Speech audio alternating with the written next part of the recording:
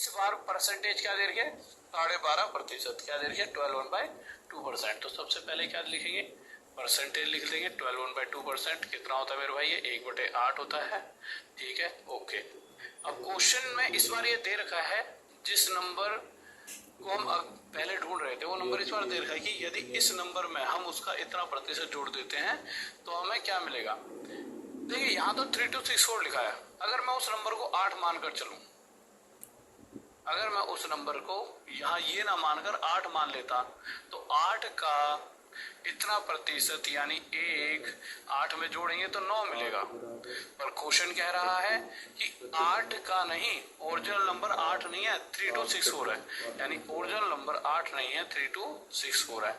इस 8 से actual number कितने गुना ज्यादा है, 8 4 जा 32, 6 ना जाने का 0, 8 8 जा 64। अगर इससे एक्चुअल नंबर इतने गुना ज्यादा है तो हमारा आंसर भी 9 ना होकर इससे 408 गुना ज्यादा, 9 8 जा 72, 9 4 जा 36, 3672 होगा और यह हमारा आंसर आ जाएगा। आगे चलिए लीजिए, कह रहा है यदि 72 36 में से हम उसका इतना प्रतिशत घटा देते हैं।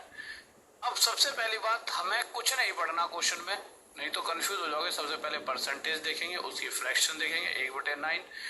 हमारे हिसाब से जब भी हम क्वेश्चन को करेंगे तो हमेशा नीचे वाले नंबर को ओरिजिनल नंबर मानेंगे। यानी कि अगर यहाँ पर जिस नंबर की बात हो रही है वो 9 होता, तो 9 का इतना प्रतिशत यानी 1 इसमें से घटा दिया जाए तो 8 मिलेगा। पर क्वेश्चन कह रहा है ओरिजिनल नंबर 9 नहीं है, 72 36 है। इस 9 से 804 गुना ज्यादा, तो इसी प्रकार जो हमारा आंसर आएगा वह भी 8 ना होकर 804 गुना आएगा। 8 4 जा 32, 8 8 जा 64 ही आ जाएगा। देखिए 9 8 जा 72, 3 ना जाने का 0, 9 4 जा 36। ठीक है, कोई दिक्कत मेरे भाई, कोई दिक्कत नहीं होनी चाहिए। आगे चलिए, क्वेश्चन क्या कह रहा है। यहाँ क्वेश्चन में दे दिया गया है 33 1/2%। क्या दे दिया गया है, 37 फ्रैक्शन में कितना होता है ये, 3/8। अब अगर आप देखोगे तो यहाँ से आपको समझ आएगा क्वेश्चन क्या कह रहा है। फिर से हमारे को ओरिजिनल नंबर यहाँ नहीं दिया गया, किसी संख्या लिख दिया। और मुझे पता है कि हमारे पास जो भी परसेंटेज होती है उसकी फ्रैक्शन में से नीचे वाली वैल्यू को हम क्या मानते हैं, ओरिजिनल नंबर। अरे मेरे भाई सबके कमेंट दिख रहे हैं मुझे, सबके बार बार सर कमेंट दिख रहे हैं। बेटे पढ़ाई पे ध्यान दो ना, कमेंट तो मुझे दिख रहे हैं बट मैं तुम्हारे कमेंटों को रिप्लाई करने लग जाऊँ ना तो 2.5 से 3 घंटा खराब हो जाएगा। मैं रोज समझाता हूँ वाली बात, इसलिए मैं कमेंट के रिप्लाई नहीं कर रहा होता।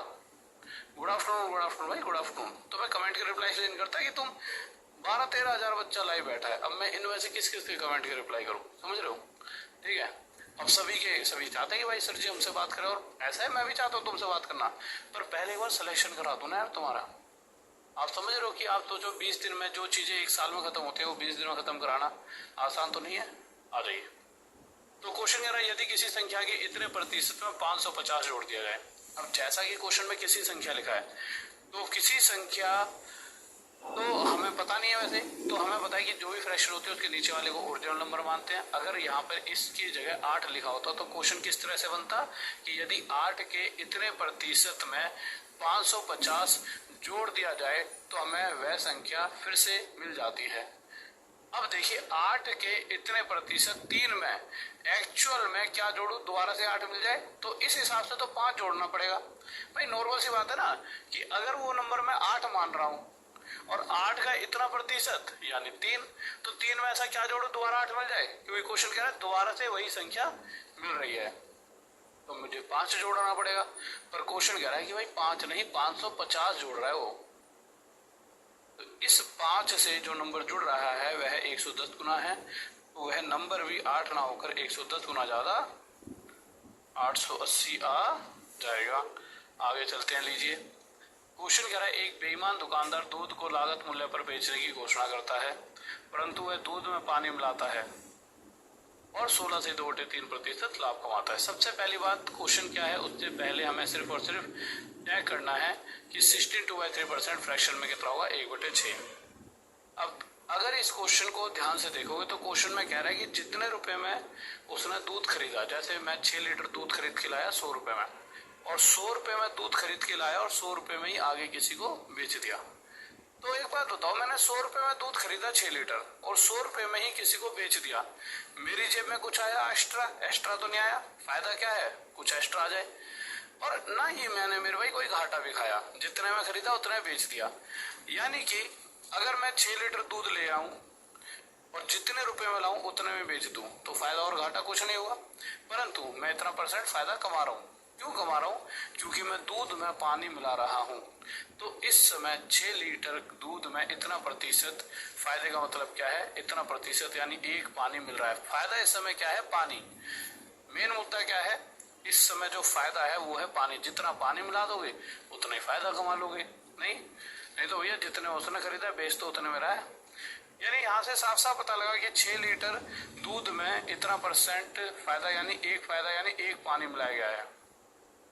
अब यहाँ से क्वेश्चन क्या पूछता है कि मिक्सचर से मिल्क का रेशो बताओ।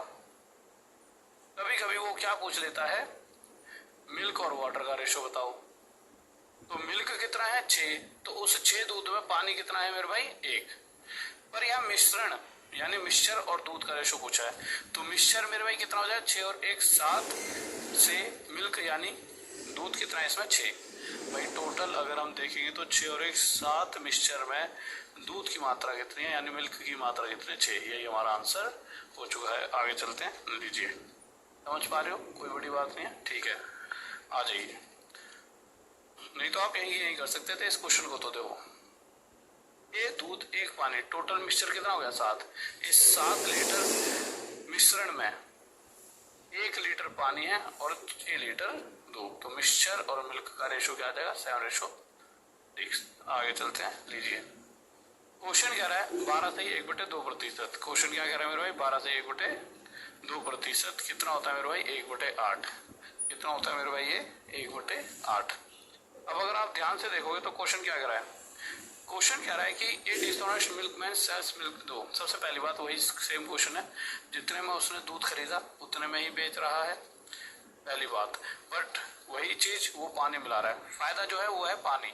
तो अगर मैं 8 लीटर दूध खरीदूं और उसका इतना % फायदा भी चाहिए, तो इतना % यानी 1 फायदा, यानी कि 1 पानी उसमें मिलाना होगा। 8 में 1 पानी मिलाने का मतलब है टोटल मिश्रण 9 लीटर का बन चुका है। क्वेश्चन कह रहा है भाई साहब टोटल मिश्रण 8100 का है, ये लिखा हुआ देखिए वहां पे, उस कोने में लिख रहा है। इस 9 से टोटल मिश्रण कितने गुना ज्यादा है, 900 गुना। तो इसी प्रकार इस 8100 लीटर दूध में, सॉरी 8100 लीटर मिश्रण में दूध कितना है। तो पहली बात, इस 9 लीटर अगर मिश्रण होता तो उसमें 8 दूध होता, पर 9 लीटर मिश्रण नहीं है, उससे 900 गुना ज्यादा है, तो दूध भी 8 ना होकर 900 गुना ज्यादा 7200 हो जाएगा। ये हमारा आंसर आ जाएगा। आगे चलते हैं, लीजिए, ठीक है। क्वेश्चन क्या कर रहा है, ए पर्सन हु स्पेंड्स 22 से 2/9% of his income is able to save ₹6300 per month. आ जाइए, बहुत प्यारा सा क्वेश्चन है, कोई दिक्कत तो नहीं है, चीजें समझ आ रही है ना, मजा आ रहा है, ओके। ए पर्सन, यार ये एकदम इतना साफ साफ दिख रहा है ना आपको, कोई दिक्कत तो नहीं हो रही ना, ठीक है। A person who spends 22/9%। सबसे पहली बात, इसकी हमें फ्रैक्शन पता होनी चाहिए, तो लिख लेना कॉपी में, 22 से 2/9% होता है 2/9। कह रहा है कि एक व्यक्ति जो भी कमाई कर रहा है उसका इतना % खर्च कर देता है। अब हमें यही नहीं पता वो कमा कितना रहा है, तो जो भी फ्रैक्शन होती है उसके नीचे वाली होती है टोटल वैल्यू। तो अगर वह 9 रुपए कमा रहा होता तो उसका इतना % यानी 2 रुपए वह क्या कर रहा होता, खर्च कर रहा होता। तो उसने 2 कितने कर दिए, खर्च यानी एक्सपेंडिचर, एक्सपेंस है उसका। 9 में से 2 खर्च करके भी वह कुछ ना कुछ बचा रहा है, और वह बचा रहा है 7 रुपए। ये तो डाटा हो गया हमारी परसेंटेज के हिसाब से। अब क्वेश्चन कह रहा है कि वो खर्चा कितना करता है, परंतु किस कंडीशन पर, जब वह बचत इतने रुपए की करता है। जब वह बचत इतने रुपए की करता है तो उसका खर्चा कितना है। देखिए हमारे डाटा के हिसाब से अगर वह 7 रुपए बचाता तो 2 रुपए खर्च करता, पर वह 7 नहीं इतने रुपए बचा रहा है, इससे 900 गुना ज्यादा। तो इसी प्रकार उसका खर्चा भी 2 ना होकर 900 गुना ज्यादा 1800 होगा। ठीक है, ये हमारा आंसर आ जाएगा। इसी को डाउट मेरे भाई, देखिए 7 9 63 9 2 18, ठीक है। एक सेकंड में चश्मे के लिए बोलता हूँ।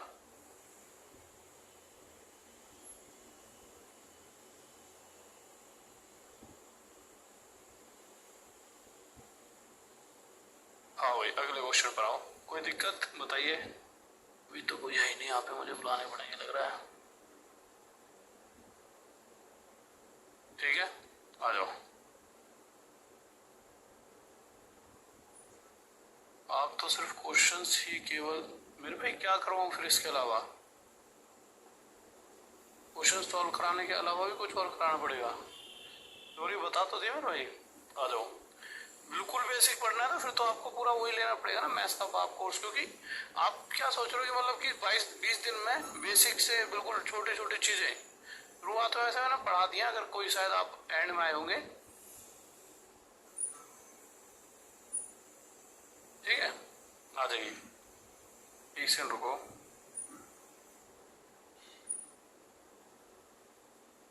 टेंशन मत लो, बहुत सारे क्वेश्चंस और भी लाऊंगा, पहले वो पढ़ा दूं ना जिससे आपकी सारी चीजें क्लियर हो जाए।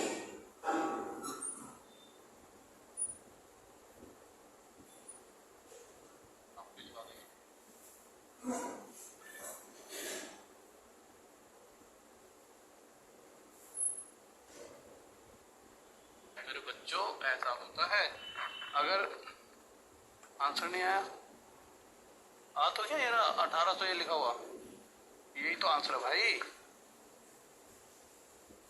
ठीक है,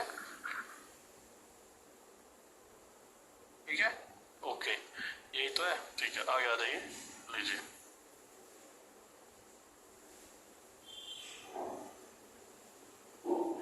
लीजिए, देखो बच्चों, आपको एग्जाम क्लियर करना है ना, तो जैसे पढ़ा रहा हूँ चुपचाप पढ़ते रहो, क्योंकि आप इस बात को समझिए कि इतना टाइम नहीं है आपके पास। आ जाओ। 1800 तो ऑप्शन में ही नहीं है, तो बच्चों यहाँ पे दे तो रखा है ऑप्शन डी, नन, यानी कि ऑप्शन हमारा डी हो जाएगा कि कोई भी आंसर नहीं है। ठीक है, समझ गए? यहाँ पे ऑप्शन डी दे तो रखा है। देखो ऐसा होता है भाई, 9 रुपए कमाई कर रहा है, 2 रुपए खर्च कर दिए, 9 में से 2 खर्च कर दिए, बचे 7। ठीक है, 7 रुपए नहीं बचा रहा, अगला कितने बचा रहा है? 6300। इससे कितने गुना आया था? 900। तो इसी तरह से उसका खर्च भी 2 9 को 900 गुना आया था 1800 है। ये तो खर्च आ गया। अब खर्च यहाँ पे दिख नहीं रहा, तो हमारा ऑप्शन क्या हो जाएगा? नन। ठीक है,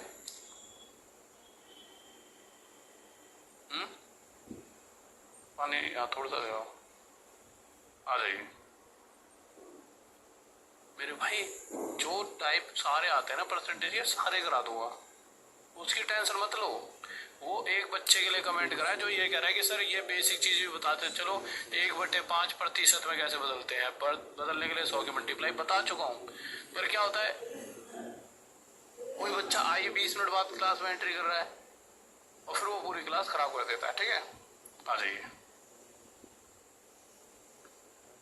तो बहुत बंदा दिख रहा है क्या?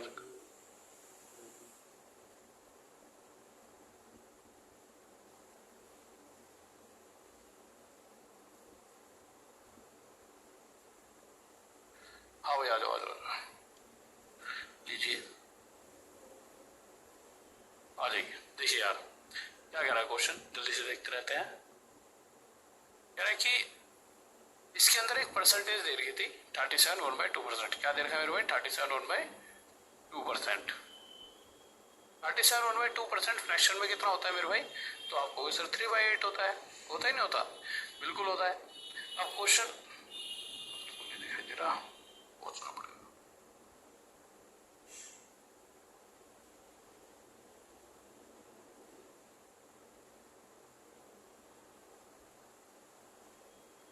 एक सेकंड हो जाएगा।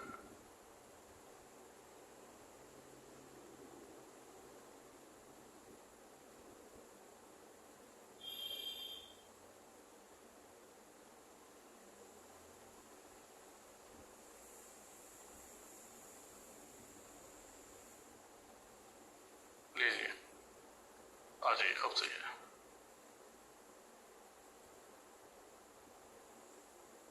हाँ भाई, क्वेश्चन कह रहा है कि रवि सबसे पहली बात एक परसेंटेज दे रखी है, परसेंटेज की फ्रैक्शन क्या होती है 3/8। अब क्वेश्चन क्या कह रहा है, रवि और सूर्य के बारे में बता रखा है। रवि जो है वो सूर्य से 12 साल छोटा है, ठीक बात है, बिल्कुल सही बात है। अब उसके बाद आगे क्या कह रखा है कि रवि की आयु उनके और सूर्य की आयु के योग का इतना प्रतिशत है, यानी कि जो रवि है ना, रवि के बारे में बता रखा है कि रवि की जो एज है वो उन दोनों के टोटल का, तो देखिए जो भी ये फ्रैक्शन होती है इसके नीचे वाली वैल्यू होती है टोटल वैल्यू, तो इस दोनों के टोटल का अगर मैं मान लू इन दोनों की उम्र का टोटल 8 है, तो इस 8 का मेरे भाई इतना प्रतिशत यानी 3 जो है रवि की उम्र है। अगर जो भी इन दोनों का टोटल है उस टोटल का इतना प्रतिशत किसकी उम्र है मेरे भाई, रवि की। तो इस 8 अगर मैं टोटल लेकर चल रहा हूँ तो उसका इतना प्रतिशत यानी 3 रवि की उम्र है। अगर 3 रवि की उम्र है और दोनों का टोटल 8 है तो 5 आ जाएगी सूर्य की उम्र, ठीक है। पर इन दोनों के बीच में कितना गैप है, 2 का, इन दोनों की उम्र में 2 का गैप है। क्वेश्चन कह रहा है भाई साहब 2 का गैप नहीं है, 12 साल का है, इस 2 से 6 गुना ज्यादा। अब आगे क्या कहा गया है, what will be Surya age 9 year hence, ठीक है। अब सबसे पहली बात, अगर इन दोनों के बीच का गैप 2 नहीं है, 12 इससे 6 गुना ज्यादा, तो सूर्य की उम्र भी 5 ना होकर 6 गुना ज्यादा 30 है। ये तो आ गया आज का समय कि आज सूर्य की उम्र 30 साल है।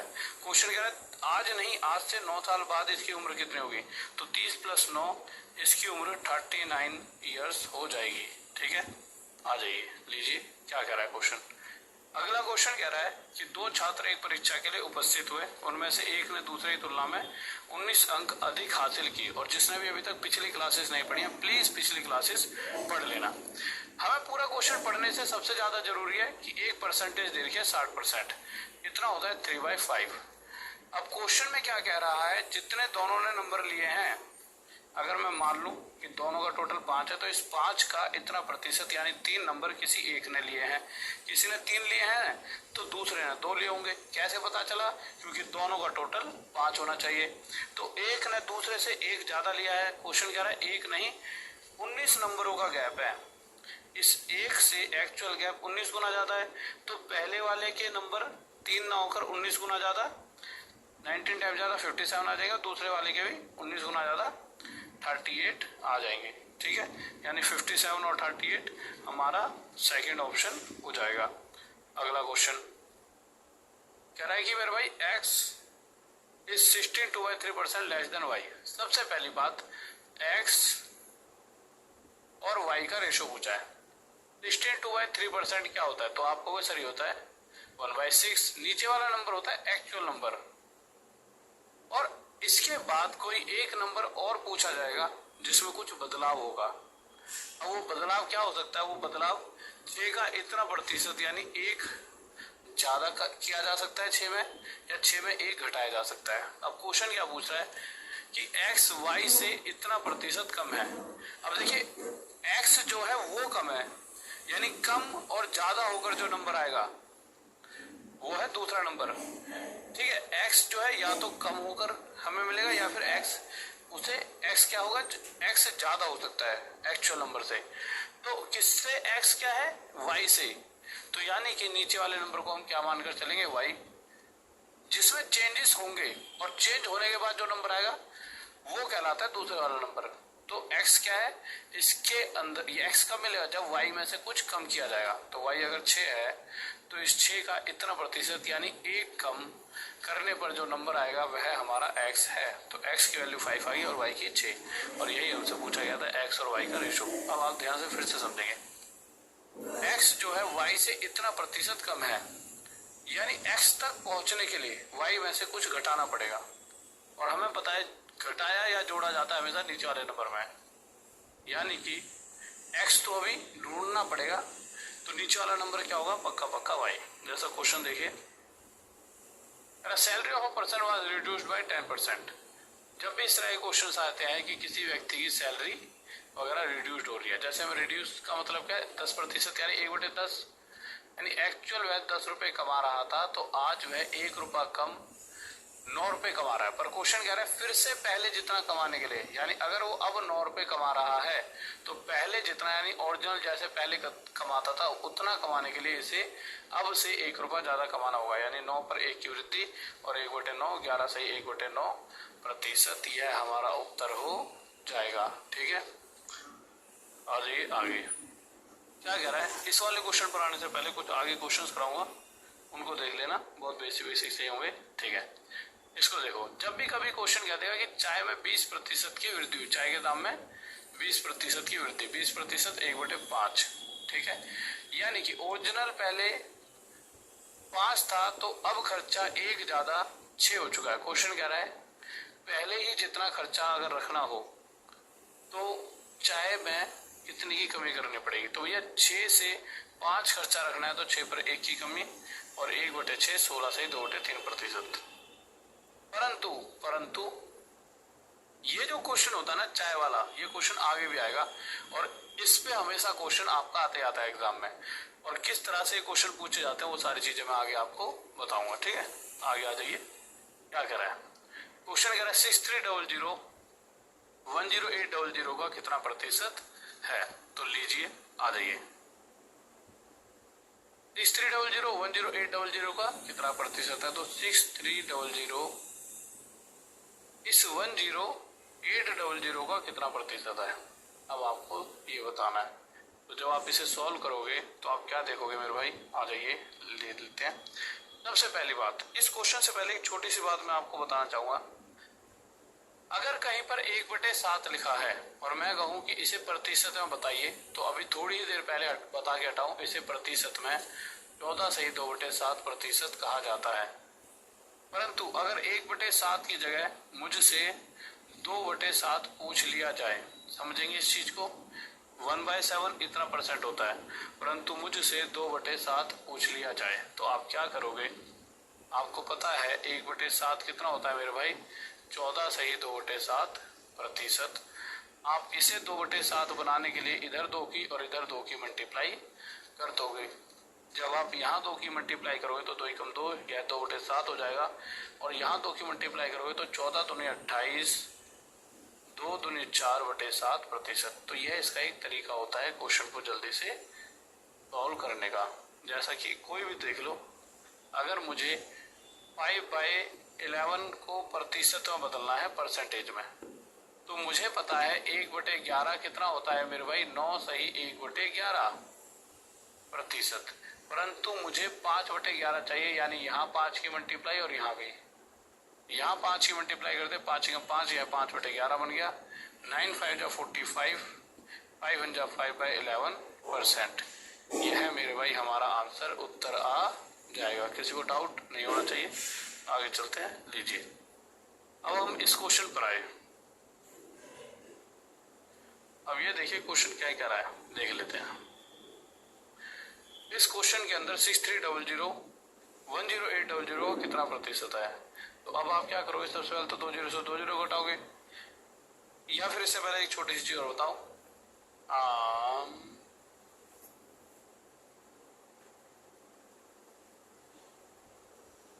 2781 का कितना प्रतिशत है।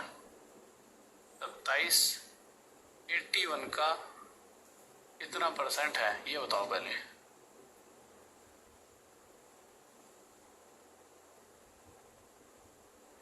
$27 is what % of 81। तो आप क्या करोगे, आप सबसे पहले 2 तरीकों से काम कर सकते हो, या तो इसके साथ मल्टीप्लाई 100 करो, और जैसे आप 100 की मल्टीप्लाई करोगे तो आप अपने जीवन की सबसे बड़ी गलती करने चाहोगे, क्योंकि आप अगर इन दोनों को काटने लगोगे तो ये कभी नहीं कट सकते। तो बेहतर है आप 100 की मल्टीप्लाई ना करके पहले इन दोनों को आपस में काट के देख लीजिए। अब अगर कटने के बाद 1/3 आ गया, अगर 100 की मल्टीप्लाई की होती तो आप 3 से 100 को काटते, जो कि 100 कभी कट नहीं सकता। तो आप डायरेक्ट क्या करो, 1/3% में कितना होता है, 33 से 1/3%, और यही हमारा डायरेक्ट आंसर आ जाता। यानी 100 की गुणा किए बगैर हम जल्दी आंसर दे सकते थे, सिर्फ हमें ये पता होना चाहिए 1/3% में कितना होता है, आप कहोगे 33 से 1/3%, ठीक है। इसी तरह से जब आप इस क्वेश्चन को देखोगे तो आपको प्रतिशत के लिए मल्टीप्लाई 100 करने की जरूरत नहीं है। आपने 20 से 20 काटे, आगे जो कटता काट दीजिए। 9 7 जा 63, 9 1 जा 9, 9 2 जा 18, ठीक है। तो यह 7/12 आ गया। 1/12 सभी को पता है कितना होता है, 8 से 1/3%। परंतु एक्चुअल में आपको 7/12 चाहिए। प्रतिशत में कितना होगा? तो 7/12 निकालने के लिए आप 7 की मल्टीप्लाई यहाँ करोगे और 7 के यहाँ, तो 7/12 प्रतिशत में कितना हो जाए? 8 7 जा 56, 7 1 जा 7/3%। 3 से 7 को काटोगे तो 3 2 जा 6, 2 इसमें जुड़ के 58, 1/3%। तो 7/12 कितना आ जाएगा मेरे भाई? 58, 1/3%। किसी को डाउट? फिर से समझा देता हूँ। देखिए 3 से 2 पर जा रहा है 7, 3 दूनी 6, तो 6 इसमें से गायब हो गया और 2 जो है वो 56 में जुड़ जाएगा, तो 58, 1/3%। इसी तरह से अब आप किसी भी क्वेश्चन का आंसर दे सकते हो। क्वेश्चन कह रहा है 36900 86100 का कितना प्रतिशत है? ठीक है, तो अब आप क्या करोगे यहाँ पे? तो आप सबसे पहले 2 0 से 2 0 काटोगे। ठीक है, इसे 3 1 3, 3 2 6, 3 3 9 काटोगे। इसी तरह से इसे काट लोगे 3 से 3 2 6, 3 15, ऐसे रुक जाओ 8 और 6 14, 3 2 6, 3 2 6, 8 3 24, 3 7 21। ठीक है, आगे किससे जाएगा? 41 से 3 पर चले जाएगा और 41 से 7 पर। तो हमारे पास फ्रैक्शन आ गई 3/7, यानी एक तरह से 3/7% में कितना होगा ये हमें बताना है। सही बात है। हमें पता है कि 1/7 कितना होता है प्रतिशत में? 1/7 होता है मेरे भाई हमारा, कितना होता है? 14 से 2/7%। हमें चाहिए 3/7, तो 3/7 के लिए 3 की मल्टीप्लाई यहाँ और 3 की यहाँ, तो 3/7 हमारा कितना निकल कर आ जाएगा? 14 3 जा 42, 3 2 जा 6/7%, और यही हमारा आंसर हो जाएगा, यही हमारा आंसर हो जाएगा। ठीक है, आगे लीजिए क्या कह रहा है क्वेश्चन। क्वेश्चन कह रहा है 360 इज व्हाट % ऑफ 1260। वही सेम चीज है, आप 1260 का 360 कितना परसेंट है सॉल्व करोगे। 0 से 0, 12 3 36, या फिर 6 6 जा 36, 6 2 12, 6 1 जा 6। ठीक है, 3 2 जा 6, 3 7 जा 21, ये आ गया 2/7। 1/7 हमें पता है परसेंटेज में क्या होता है? 14 से 2/7%। हमें चाहिए मेरे भाई 2/7। 2/7 के लिए 2 की मल्टीप्लाई इधर, 2 की इधर, तो 2/7 कितना आ जाएगा मेरे भाई? तो आपको 14 दूनी 28, 2 दूनी 4/7%। ये हमारा आंसर आ जाएगा। ठीक है, अब आप देखो तो 28 5/4 भी दे रहा है, 28 4/7, तो 28 4/7 हमारा आंसर हो जाएगा। ठीक है, अब ये आप कर लोगे सारे के सारे, फिर भी अगर चेक करना है तो चेक कर देते हैं। 4500, 8100 का कितना प्रतिशत है? तो 2 0 से 2 0, 9 5 45, 9 9 81, 5/9 आ गया। अब ये 5/9% में कितना होता है? उसके लिए सबसे पहले आपको 1/9 बताना चाहिए। 1/9 होता है 11 1/9%। 5/9 के लिए 5 की मल्टीप्लाई यहाँ, 5 की मल्टीप्लाई यहाँ, तो 5/9 इक्वल टू कितना आ गया? 55 की 11 मल्टीप्लाई 55, 5 × 5/9%, और यही हमारा क्या आ गया मेरे भाई? आंसर। ठीक है, आगे लीजिए बताइए। इस क्वेश्चन पर आ जाइए। क्वेश्चन क्या कर रहा है देखिए, ये हमारा रेशो वाला मेथड यहाँ पर लग रहा होता है। ठीक है, होता क्या है जब भी आपका रेशो वाला मेथड लगता है तो क्वेश्चन में क्या कहेगा? एक गांव की जनसंख्या में पहले साल 12.5% वृद्धि हुई, यानी पहले साल इतने प्रतिशत का इंक्रीमेंट हुआ, और दूसरे साल मेरे भाई 33 1/3% की वृद्धि आपको देखने को मिली। तो क्वेश्चन कह रहा है तो गांव की जनसंख्या 2 साल बाद इतनी हो जाएगी, तो गांव की वर्तमान जनसंख्या ज्ञात करें। सबसे पहले जब भी इस तरह का क्वेश्चन आता है तो 12.5% 1/8 होगा, 33 से 1/3% 1/3 होता है। इसके हिसाब से मेरी जनसंख्या 8 से 1 साल में 9 हो जाएगी, और इसके हिसाब से अगले साल 3 से 4। अब होता क्या है देखिए, अगर आपने रेशो पढ़ा है मुझसे, नहीं पढ़ा तो अभी मैं सबसे पहले कल रेशो ही पढ़ा दूंगा। ठीक है, बट फिर भी बता देता हूँ एक छोटा सा कंसेप्ट, A/B और B/C। जब भी मेरे भाई इससे इसका रेशो दिया जाए, जैसे मैंने दे दिया यहाँ पे 4:9, और इससे इसका हमने इन दोनों का रेशो दिया है, और वो रेशो दे दिया 3:8, और आपको इस पहले वाले यानी A से इस आखिरी वाले C का रेशो चाहिए। तो कैसे निकालेंगे? निकालने से पहले आप एक चीज देखना, A के कंपैरिजन में B कितना है? ए अगर 4 है तो बी उस समय 9 है, पर वह बी जो यहाँ 9 लिखा हुआ है उसी बी को यहाँ पर 3 लिखा गया है। इसका मतलब क्या है? इसका मतलब सिर्फ इतना सा है कि एक्चुअल में हमें नहीं पता बी 3 है या एक्चुअल में हमें नहीं पता बी 9 है, पर हमें ये पता है कि अगर ए 4 होगा तो बी 9 होगा। हाँ, अगर बी 3 हुआ तो सी उस कंपैरिजन में 8 होगा। बस ये एक रेशो होता है, ठीक है। तो जब भी इस तरह से चीजें दी जाए कि पहले साल की जनसंख्या मान लो 4 है तो भाई वो 4 से बढ़कर 9 हो गई, ठीक है।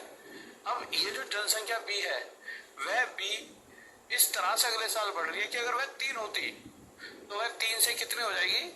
8 हो जाएगी। पर अगर 3 की जगह अगर वह 9 होती तो 3 की गुणा यहाँ 3 की गुणा यहाँ तो 9 होती तो वह 8 थी 24 हो जाती। पर हमें उससे कोई मतलब नहीं है, ये तो रेशो के कंसेप्ट है। रेशो वाले मेथड में ज्यादा घुसने की जरूरत नहीं है, मैं आपको एक डायरेक्ट मेथड सिखा देता हूँ। तो जब भी पहले से दूसरा और फिर इसके अंदर भाई चीजें बढ़ भी सकती हैं घट भी सकती हैं, बट ऐसे रेशो दे रखा हो ए से बी और इसी से आगे रेशो दे रखा हो तो हमें क्या करना होता है? हमें अगर ये जानना चाहे कि कोई शुरुआत में चीज कितनी थी और वो एंड में कितने हुए, यानी ए और सी का रेशो अगर हमें जानना है तो डायरेक्ट ए होता है इधर वाले दोनों का मल्टीप्लाई और सी होता है मेरे भाई उधर वाले दोनों का मल्टीप्लाई। पर चीजों को और जल्दी सॉल्व करने के लिए हमें क्या करना होता है? हमें ये करना होता है जो भी आपस में कॉमन है इधर और इधर उन्हें काट दिए, 4 से 1 पर, 4 से 2 पर, 3 से 1 पर, 3 से 3 पर। तो 1 और 1 की गुणा 1 और 3 और 2 की गुणा 6। तो यह रेशो आपको बता रहा है कि ए और सी की वैल्यू, यानी शुरुआत में कोई चीज ए थी तो आखिरी में क्या है वो सी, तो यानी शुरुआत में कोई चीज 1 थी तो वो अब 6 हो चुकी है। यानी शुरू में कोई कितना था वो यहाँ जाता है और अब वह बाद में कितना बदल कर हो चुका है वो यहाँ जाएगा, ठीक है। आ जाइए अब हम क्वेश्चन कर लेते हैं। इस क्वेश्चन से पता चला पहली कंडीशन में हमारी जनसंख्या 8 से 9 हुई और यह बढ़ी हुई जो बढ़ चुकी थी जनसंख्या अगली बार वो इस रफ्तार से बढ़ गया। इस रफ्तार का मतलब ये है कि अगर वो यहाँ 3 होती तो 3 के बाद अगली बार बढ़कर 4 ही बन पाती। इस तरह से रेशो दिए जाते हैं। अभी तक हमने क्या सीखा था मेरे भाई? आपस में जो कट्टा काटते हैं 4 से 1 पर, 4 से 2 पर, 3 से 1 पर, 3 से 3 पर, काटने के बाद इधर 2 और 1 की मल्टीप्लाई 2 आ गया, इधर 3 1 की मल्टीप्लाई 3।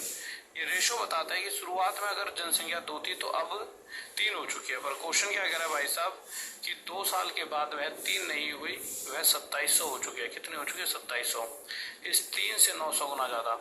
तो वह शुरुआत में कितनी थी? तो वह शुरुआत में 2 ना होकर 900 गुना ज्यादा 1800 रही होगी। ये हमारा आंसर आ जाएगा, ठीक है। आ जाइए अब आपको चीजें जल्दी जल्दी समझ आएंगी। कह रहा है पहले साल में इतने प्रतिशत की वृद्धि। अब देखिए आप एग्जाम में बैठे हो तो आपके पास 2 तरीके हैं, या तो आप इनको यहाँ लिख लीजिए, पर मैं बोलूंगा कि यहाँ लिखने की कोई जरूरत नहीं है।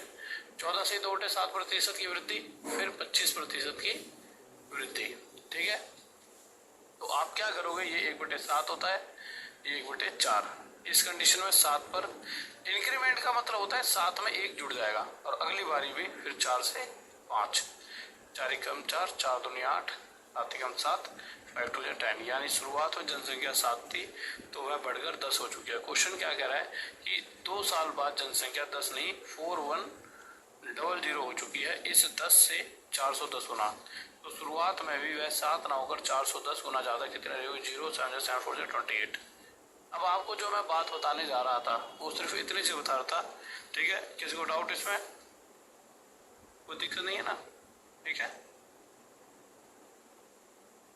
एक्शन रुकिए, नहीं तो है, ठीक है।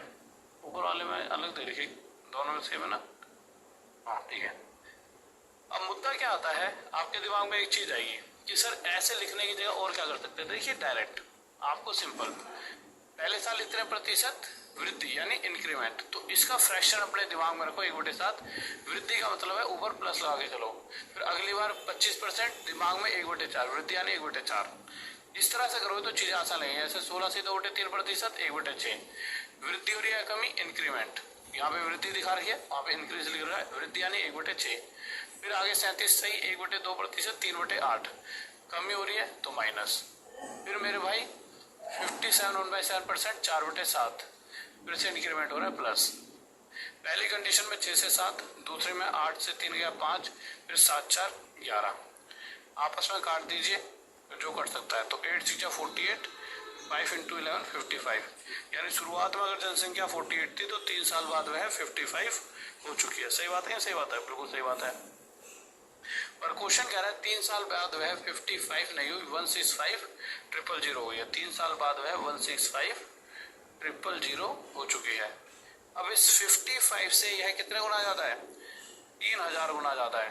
तो इसी प्रकार मेरे भाई शुरुआत वाली जनसंख्या भी हमारी 48 ना होकर इससे 3000 गुना ज्यादा कितनी हो जाएगी, 8 3 24 4 हासिल 2 3 4 12 13 14 1 2 3, और यही हमारा उत्तर आ जाएगा। ठीक है, लीजिए इस बार क्वेश्चन कह रहा है अनुष्का गिव्स इतना % ऑफ हिज इनकम, यानी जितना भी वो कमा रही है उसका इतना प्रतिशत वह विराट को दे देती है।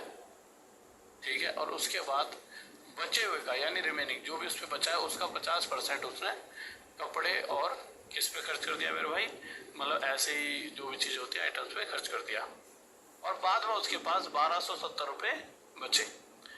देखिए 33 1/3% कितना होता है, 1/3, 50% कितना होता है, 1/2। वो क्या रहा है, शुरुआत में उस पर जितना था उसमें से उसने 1 खर्च करा, बच्चे कितने 2। तो हमें यहाँ पर कौन सी लाइन लिखना है, शेष रिमेनिंग वाली। क्यों, क्योंकि इन द एंड हमें रिमेनिंग से ही कंपैरिजन करना है। इन द एंड हमें रिमेनिंग से यानी जो उस पर बचा है, यानी शुरू में 3 थे तो एंड में 2 बचे, फिर आगे गए तो जितने उस पर बचा, अगर उस पर 2 बचे हैं तो उसमें से 1 खर्च और कर दिया, उस पर 1 बचा, 2 से 2 घट गया, इन दोनों का मल्टीप्लाई 3, इन दोनों का मल्टीप्लाई 1। जितने उस पर शुरू थे, ये क्या है जितने शुरू में थे, और ये क्या है जो उस पे एंड में बचे हैं, यानी उसके पास 3 थे शुरू में तो एंड में 1 बचा है। क्वेश्चन कह रहा है कि इन द लास्ट उसके पास 1270 रुपये बचे हैं, यानी उस पर 1 नहीं, उस पर 1270 रुपये बचे हैं। इस 1 से यह वैल्यू 1270 गुना ज्यादा है, तो इसी प्रकार उसके पास शुरुआत में जो पैसा था वह भी 1270 गुना ज्यादा रहा होगा। 3 से 0, 3 से 21 1 हाजिर 2, 3 2 6 7 8 3 3, यानी 3810। किसी को डाउट, मजा आ रहा है? थैंक यू, ऐसे मजा आता रहेगा। थैंक यू मेरे भाई, थैंक यू। आ जाओ, देखिए मेहनत कर रहा हूँ तो कमेंट अच्छे करते रहा करो सर, मजा आ रहा है सर, भयंकर सर, चलते रहो ऐसे, है ना, तो मेहनत रिदम बना रहता है। ठीक है, इस बार क्या कह रहे हैं, राम ने इतना % अपनी इनकम का श्याम को दिया। ठीक है, आप चाहो यहाँ पे 1/5 कर सकते हो, बट एक बच्चा कह रहा सर लिखते ही रहो, तो 20% उसने दे दिया। आगे बचे हुए का, देखिए इस बात का हमेशा ध्यान रखना, ये जो दिया जा रहा है वो रिमेनिंग का दिया जा रहा है। आगे जो पैसा दिया जा रहा है 20% श्याम को देने के बाद आगे जो पैसा दिया जा रहा है वो शेष का दिया जा रहा है, यानी शेष का 12 1/2% आगे और दे दिया, और फिर आगे 14 2/7% और दे दिया। 20% 1/5, 12.5% 1/8, और ये होता है 1/7। अब क्वेश्चन देखिए क्या कह रहा है, 5 में से 1 दे दिया, बचा कितना 4, 8 में से 1 दे दिया, बचा कितना 7 में से 1 दे दिया, बचा कितना 6। जो घटता काट दीजिए, 7 से 7 घट गया, 4 से 1 पर, 4 से 2 पर, 2 से 1 घट गया 3 पर। इधर वाले सभी का मल्टीप्लाई 5 आ गया, उधर आ गया 3। यानी शुरुआत में कोई व्यक्ति अगर 5 रुपए लेकर बैठा था तो जितना खर्चा करना था कर लिया, और एंड में सिर्फ उस पर 3 रुपए बचे। क्वेश्चन कह रहा है भाई साहब उस पर 3 रुपए नहीं, उस पर 2100 रुपये बचे हैं। इस 3 से 700 गुना ज्यादा, तो इसी प्रकार शुरुआत में उसके पास कितने रुपए पड़े होंगे, 5 से 700 गुना ज्यादा 3500 रुपये, और यह हमारा आंसर आ जाएगा। ठीक है, आगे लीजिए क्या कह रहा है, a man spends 20% of his income on food and 5% of the remaining on transport, and then he donates ₹120 and he still get with ₹1400, calculate his income. ठीक है, आ जाइए क्वेश्चन में क्या कहा गया है, उसने 20% क्या कर दिया, खर्च करा अपनी इनकम का खाने पर, बचे हुए का 5% ट्रांसपोर्ट यातायात पर खर्च करा। 20% कितना होता है 1/5, 5% होता है 1/20, 5 में से 1 खर्च करा बचा 4, 20 में से 1 खर्च करा बचा 19। ठीक है, बिल्कुल ठीक है। अब हम आगे चलते हैं, 4 से इसे 1 पर, 4 से इसे 5 पर, इन दोनों का मल्टीप्लाई 25, इन दोनों का मल्टीप्लाई 19। इतना पैसा अगर उसके पास शुरुआत में होता तो इस पैसे का इतना % और फिर बच्चे हुए का इतना % खर्च करती तो उस पर 19 रुपये बचते। सही बात है, बिल्कुल सही है। इसी तरह से अगर उसने टोटल का 20% फिर बच्चे हुए का 5% खर्च करा, और इस खर्चे के बाद उसके पास 19 बचे, अब मैं 19 रुपये लेकर घर जा रहा हूँ, रास्ते में कोई मुझे मिला, मैंने उसे 9 रुपये दान दे दिए, और एंड में घर पे 10 रुपए लेकर पहुंचा। तो अगर देखा जाए इन दोनों खर्चों के बाद जो पैसा बचा था वो ये है।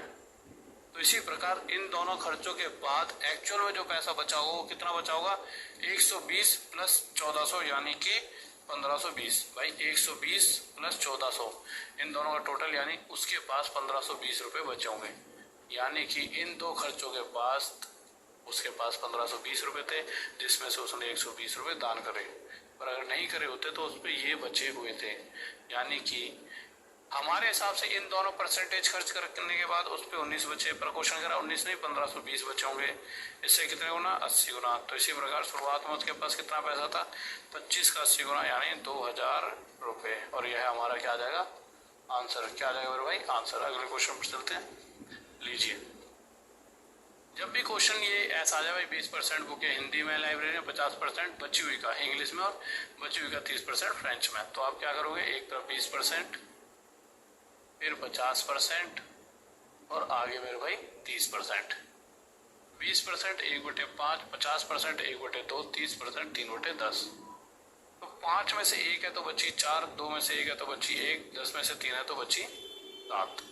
ठीक है, काट दीजिए। 2 से 1 पे 2 2 जा 4, 2 से 5 पे 5 5 25, 10 1 जा 7। यानी शुरुआत में अगर बुकें 25 थी टोटल, तो 25 में से 3 तरह की बुकें हटा दी जाए तो जो भी बची हुई बुकें हैं वो 7 हैं।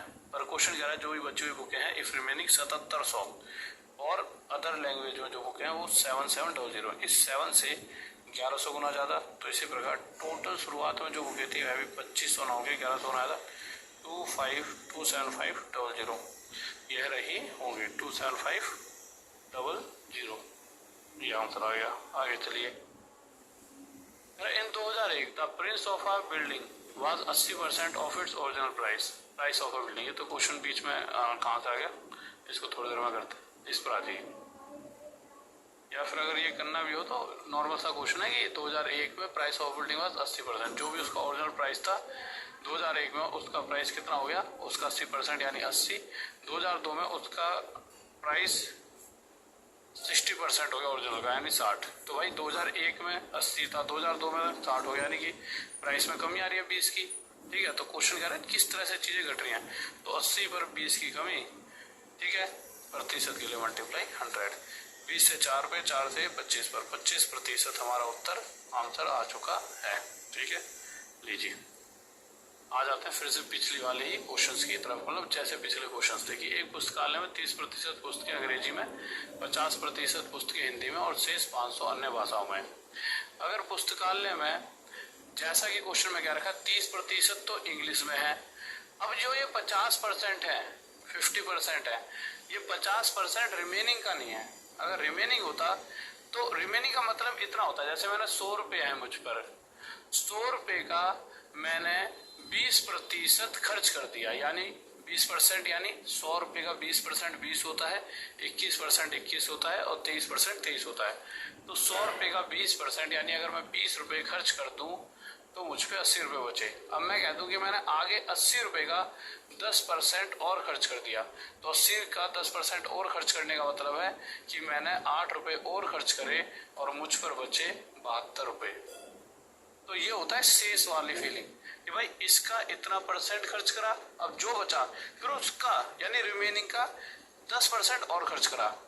अगर कहीं पर रिमेनिंग नहीं लिखा हुआ, इसका मतलब है जो भी टोटल वैल्यू है उसका मैंने 20% और उसी टोटल वैल्यू का 10% यानी टोटल 30% खर्च करा।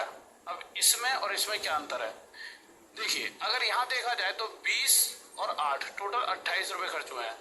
पर अगर मैं एक साथ टोटल का ही 20 और टोटल का ही 10 खर्च करने लग जाऊं तो उस केस में टोटल का 30% कितना निकल कर आएगा, 30 रुपये। यानी कि इस कंडीशन में टोटल 30 खर्च होंगे। तो ये दोनों कंडीशन अलग अलग हैं। एक खर्चा हुआ, टोटल जो पैसा पड़ा है उसका खर्च हो गया, बच गया कुछ, उसका फिर से खर्च हो गया 30 का। एक होता है जहाँ शेष लिखा ही नहीं जाता, डायरेक्ट उसने कह दिया होता है कि भाई जो भी है उसका 30% और 50% यानी 80% बुकें इंग्लिश और हिंदी की हैं, बची कितने 20%। ये अन्य भाषाओं में क्वेश्चन कह रहा है 20% जो है वह 500 के बराबर है। क्वेश्चन के हिसाब से शेष 500 अन्य भाषाएं यानी कि अदर लैंग्वेज हैं, परंतु हमारे लिए तो बची हुई 20% है, यानी 20% 500 के बराबर है। टोटल बुकें होती है हमेशा 100%। 100 बनाने के लिए 5 की मल्टीप्लाई यहाँ 5 की यहाँ, तो 5 2 10, तो 100% कितना आ जाएगा 5 5 25 25 100, और यही मेरे भाई हमारा आंसर ए आ जाएगा। आगे चलते हैं। क्वेश्चन में कह रहा है नंद किशोर के पास जितने पैसे थे उसमें से 35% अपने पत्नी को और 50% अपने बेटे को, यानी 35% देने के बाद बचे हुए पैसे का 50% दिया नहीं, उसी पैसे का 35 और उसी पैसे का 50, यानी 35 + 50 85% तो एक ही खर्च करा है। और जब हाँ 50% अपने बेटे को दे दिया तो आगे जो बचा हुआ पैसा था वह 450 उसके पास था। 85% दे दिया, बचा हुआ पैसा तो 15% बचा है, क्योंकि भाई 100% होता है टोटल, और 15% की वैल्यू क्वेश्चन कह रहा है 450 है। कह रहा है उस पर टोटल पैसा कितना था, 15 से 1 पर, 15 से 30 पर टोटल पैसा होता है 100%, 2 जीरो है 2 जीरो है, यानी टोटल पैसा उस पर यह था 100% की वैल्यू। ठीक है, आगे आइए। कह रहा गौरव अपने पिता से प्राप्त राशि में से 40% हॉस्टल, 20% किताबें स्टेशनरी। ठीक है, इसका मतलब 40% और 20% उसने एक साथ खर्च करा, यानी 60% खर्च कर दिया। अब 60% खर्च करके 40 और 20, ठीक है, अब जो पैसा बचा है उस पैसे का आगे उसने यानी रिमेनिंग का 50% और खर्च करा है। ठीक है, साफ दिख रहा है ना। ठीक है, तो कह रहे गौरव अपने पिता से प्राप्त राशि से 40% हॉस्टल पर, 20% किताबों पर, यानी 60% खर्च कर दिया। अब जो बचा हुआ पैसा है शेष का 50% परिवहन पर खर्च कर दिया। इस तरह से करने के बाद 60% 3/5 होता है, 50% 1/2, 5 में से 3 खर्च करा, यहाँ 2 बचे होंगे, 2 में से 1 खर्च करा, यहाँ बचे होंगे 1, 2 से 2 कट गया, 5:1 आ गया। अब क्वेश्चन में कह रहा है जो एंड में उसके पास पैसा बचा 450 रुपये, वो जो बचा हुआ पैसा है उसका आधा है, यानी एक्चुअल में बच्चे 450 में 900 बचे हैं। समझ पा रहे हो ना क्यों, जितना पैसा बचा है उसका आधा 450 है, ये क्वेश्चन कह रहा है, यानी एक्चुअल में पैसा 900 बचा है। इस रेशो के हिसाब से अगर टोटल 5 से तो 1 बचा है, 1 नहीं 900 बचा है, इससे 900 गुना था, तो टोटल उसके पास 5 रहा होगा, उससे 900 गुना था, इतने रुपए रहे होंगे। आगे आ जाइए। एक man donates 30% of his wealth charity, ठीक है, to charity 30% and 25% of the remaining. अब देखिए ध्यान से, उसने 30% तो मेरे दान कर दिया। अब जो भी पैसा बचा उस बचे हुए का 30 और 25, यानी उसी का 30 उसी का 25, यानी 30 + 25 55%, और उसने आगे अपनी वाइफ और बेटा बांट दिया। 30% 3/10 होता है, 55% मेरे भाई 11/20 होता है। 10 से 3 गया मेरे भाई 7 आ गया, 20 से 11 गया, यहाँ पे 9 आ गया। इन दोनों का मल्टीप्लाई 200, इन दोनों का मल्टीप्लाई 63। शुरुआत में उस पर इतना पैसा था तो सारा बांटने के बाद इतना बचा। क्वेश्चन कह रहा है जो बचा हुआ है उसे 3 हिस्सों में बांटेगा, 3 हिस्सों में बांटेगा तो 3 हिस्से 21 21 21 के बनेंगे। तो 3 हिस्सों में बांटा और उसे बेटियों को दे दिया, तो हर बेटी को 21 21 देगा। पर क्वेश्चन कह रहा है 21 21 नहीं, हर एक बेटी को 42 42 लाख दे रहा है, इस 21 से 2 गुना, तो उसे टोटल शुरू में 200 ना होकर उसे 2 गुना 400 लाख रुपए पड़े होंगे। अगले क्वेश्चन पर आते हैं। तो पिछले वाले को ऑप्शन यहाँ रख देंगे इन्होंने, कोई दिक्कत नहीं, गलती से हो जाता है। आ जाइए। देखिए जब भी वो क्रमिक यानी सक्सेसिवली डिस्काउंट की बात करता है, यानी कि छूट थी फिर छूट थी फिर छूट थी, तो इस तरह के केस में आपको जो भी दे रखा होता है, जैसे 14 से 2/7%, यहाँ 11 से 1/9%, और आगे 12 1/2%। तो आपको क्या करना होता है, इसे 1/7 कह देते हैं, इसे 1/9, इसे 1/8। 7 पर 1 की छूट कितना हो गया 6, 9 पर 1 की छूट यानी 8, 8 पर 1 की छूट यानी 7, 7 से 7 कट गया, 9 से कह रहा हूँ, 8 से 8 कट गया, 3 2 6 3 3 9।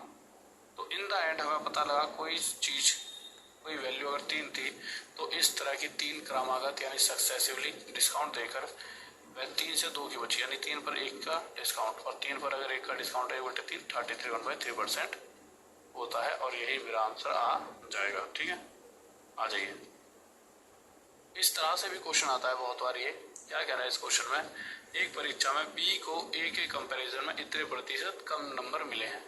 बी गॉट 11/9%, 11/9% कम, आगे आए फिर 12 1/2% ज़्यादा, और फिर आगे आए तो 25% कम। ठीक है, आ जाइए। अब क्वेश्चन क्या कह रहा है, in an examination B got 11 1/9% less than A. तो फिर भाई बी ने ए के कंपैरिजन में इतना प्रतिशत कम लिया। इतना परसेंट होता है 1/9। ठीक है, तो अगर ए 9 ले रहा है तो ए के कंपैरिजन में बी ने उससे एक कम 8 नंबर लिए। अगली कंडीशन में बी से सी ने इतना प्रतिशत यानी 1/8।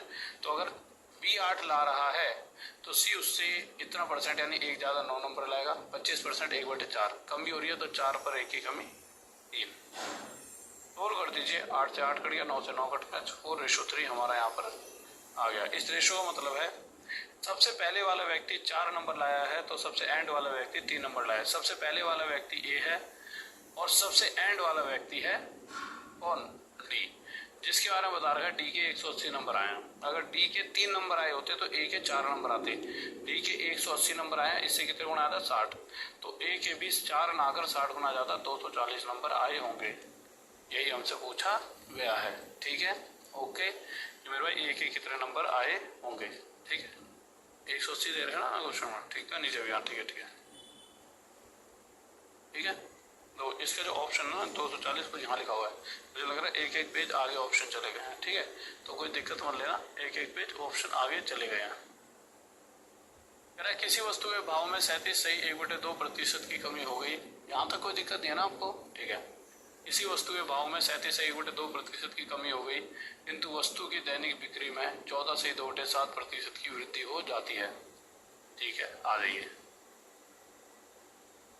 तो किसी वस्तु के भाव में 33 से ही 1/2% की क्या हो रही है मेरे भाई, कमी, और बिक्री में इतने प्रतिशत की वृद्धि। अब देखिए आप इसे दो तरह से कर सकते हो। इसका मतलब क्या, 3/8, इसका मतलब क्या 1/7।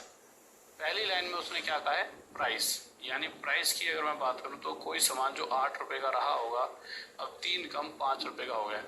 अब कोई सामान सस्ता हुआ है तो बिकेगा भी ज्यादा, तो बिक्री में इतनी की वृद्धि, यानी 7 बिकता था तो एक ज्यादा अब 8 बिक रहा है, तो इसकी बिक्री है। अब देखिए, या तो आप ऐसे कर सकते हो 8 रुपए के हिसाब से 7 सामान 56 रुपए इकट्ठे हुए। अब मेरे भाई 5 रुपए के हिसाब से 8 सामान 40 रुपए इकट्ठे हुए, तो आप देखोगे जो टोटल पैसा इकट्ठा होता था उसमें कमी आ रही है। अब ऐसे जाने से बढ़िया आप डायरेक्ट क्या करोगे, 7 से करो 8 से इसे काटो, यहाँ पे 7 आ गया, यहाँ पे 5, यहाँ से रेशो आ जाएगा कि शुरुआत में अगर टोटल 7 इकट्ठे हो रहे थे तो अब एंड में सिर्फ और सिर्फ 5 इकट्ठे हो रहे हैं। क्वेश्चन में क्या पूछा गया है कि परिणाम स्वरूप दैनिक बिक्री से प्राप्त पैसे में कितने प्रतिशत का अंतर आ रहा है। तो पहले 7 मिलते थे, अब 5 मिल रहे हैं, 7 पर 2 की कमी हो रही है, तो 7 में 2 की कमी, और ये होता है 28 से 4/7%। ये हमारा उत्तर आ जाएगा। ठीक है, अगले क्वेश्चन पर यही सेम क्वेश्चन मेरे भाई, जो ये सेम क्वेश्चन इस तरह का। ठीक है, एक सेकंड रुक जाओ। ठीक है, यही सेम क्वेश्चन ये है। ये क्वेश्चन अभी हाल फिलहाल में आया था और इस तरह से इसकी लैंग्वेज थी कि बच्चे बहुत ज्यादा घबरा गए थे। ठीक है, बच्चे मेरे भी बहुत ज्यादा घबरा गए थे। लीजिए इधर कर देता हूँ, थोड़ा सा बड़ा कर देता हूँ। ठीक है, आ जाइए। पर इसमें ऐसा घबराने जैसा कुछ था नहीं, क्योंकि इस क्वेश्चन की जो पहली 2 लाइनें इनका कोई भी मतलब आंसर से कोई मतलब नहीं है। सबसे पहले 28 से 4/7% कितना होता है, 2/7। ठीक है, ओके, आगे आए 33 से 1/3%, ये होता है 1/3। अब क्वेश्चन कह रहा है कि उसका हर घंटे का, यानी 7 रुपये अगर उसे हर घंटे मिलते थे तो अब 9 मिल रहे हैं, पर जहां वो पहले हर घंटे टोटल 3 घंटे काम करता था अब 2 घंटे ही काम करेगा। 3 से 1 पर, 3 से 3 पर, 7 एकम 7, 3 दूनी 6, यानी जहां पहले टोटल उसको एक दिन में 7 मिलते थे अब 6 मिल रहे हैं। तो अगर 5% चेंज इन हिज इनकम, तो जहाँ 7 मिलते थे अब 6 मिल रहे हैं, यानी 7 पर 1 की कमी, और 1/7 14 से 2/7%, ये उसकी percentage change in his income आ गई। इसी तरह से एरिया का क्वेश्चन भी आता है। एरिया के क्वेश्चन की अगर बात करूं तो ये 37 से 1/2%। ठीक है, आगे आ जाओ तो 20%।